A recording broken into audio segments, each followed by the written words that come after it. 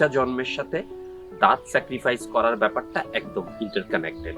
But এটা আসলে একটা ভুল ধারণা। প্রেগনেন্সির টাইমটাতে সাধারণত মায়েদের শরীরে বিভিন্ন ধরনের হরমোনাল চেঞ্জের কারণে দাঁত দাঁতের যে পেরিওডন্সিয়াম আছে, দাঁতের চারপাশের যে নরম টিস্যুগুলো আছে, মাংসপেশিগুলো আছে, এগুলার কিছুটা ক্ষতিগ্রস্ত হয়।